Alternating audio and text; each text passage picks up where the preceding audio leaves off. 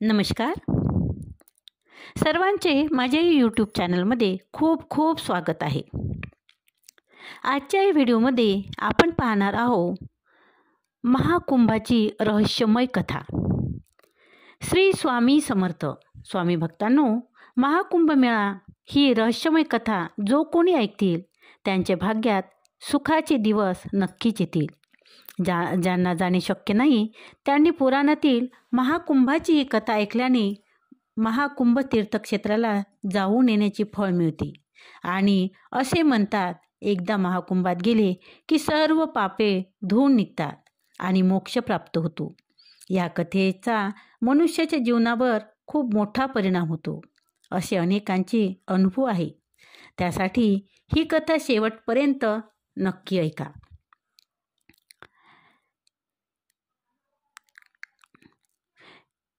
इंद्रदेवाची हत्तीवरून एकदा स्वारी निघाली होती. तेव्हा दुर्वास ऋषींनी त्यांना पुष्पहार देऊन त्यांचे स्वागत केले होते. मात्र इंद्रदेवाने तो पुष्पहार हत्तीच्या मस्तकावर ठेवून दिला. नंतर हत्तीने तो पुष्पहार जमिनीवर टाकून पायाने कुचलला होता. त्याचा दुर्वास ऋषींना खूप राग आला. त्यांना इंद्रदेवाला शाप दिला. शापाचा परिणाम इतका झाला की सगळीकडे हाहाकार माजला. दुष्काळग्रस्त स्थिती निर्माण झाली. प्रजा त्रस्त झाली. त्राही झाली. नंतर देवाने समुद्र मंथन केले. त्यातून लक्ष्मीमाता प्रगटली. वृष्टी झाली. त्यांनी शेतकरी वर्ग सुखावला.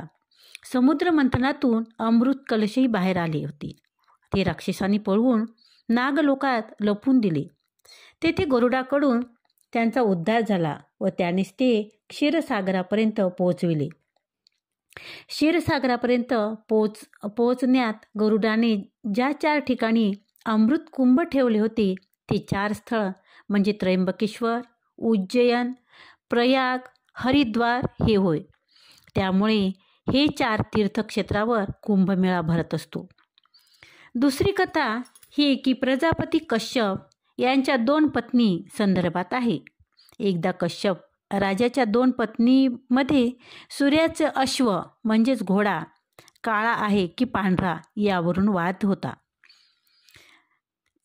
जी खोटी ठरेल ती दासी बनेल अशी त्यांच्या शर्यत लागली. कट्टूचा मुलगा नागराज वासू व विनिताचा मुलगा गरुड होता. कट्टूने आपल्या नागवंशाकडून प्रेरणा घेऊन आपल्या काळेपणामुळे सूर्याच्या अश्वाला झाकून टाकले होते. त्यामुळे सूर्याचा अश्व काळा दिसत होता. हे पाहून विनता आपली शर्यत हारली व ती दासी झाली. परंतु दासीच्या रूपात ती फार दुःखी झाली. तेव्हा विनता आपला पुत्र गरुडाला म्हणाली, कट्टूने शर्यत ठेवली की नागलोकातून वासुकी रक्षित अमृतकुंभ आणून देईल, तेव्हाच ती दासीत्वातून मुक्त होईल. विनताच्या पुत्राने स्वीकारलेले दायित्व यशस्वी केले. गरुड अमृतकुंभ घेऊन भूलोक मार्ग पिता कश्यप मुनी यांच्या उत्तराखंडामधील गंधमादन पर्वतावर स्थित आश्रमाकडे निघाला. दरम्यान वासुकीने तशी इंद्रदेवाला सूचना दिली. इंद्रदेवाने गरुडावर 4 वेळा आक्रमण केले. त्यांच्यात झालेल्या घमासान युद्धात ज्या 4 ठिकाणी अमृताचे थेंब पडले त्याच 4 ठिकाणी कुंभमेळा भरतो.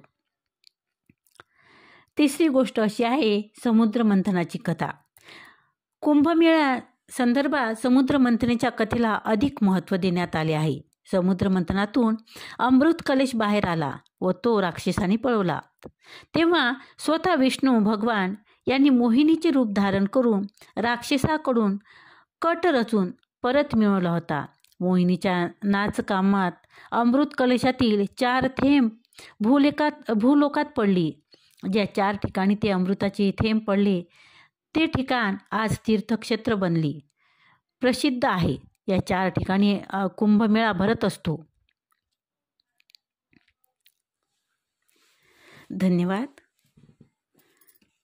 आजचा हा व्हिडिओ कसा वाटला त्यावर व्हिडिओला लाईक करा, शेअर करा, कमेंट करा आणि चॅनलवर जर नवीन असाल तर चॅनल सबस्क्राईब करा. धन्यवाद स्वामी भक्तांनो.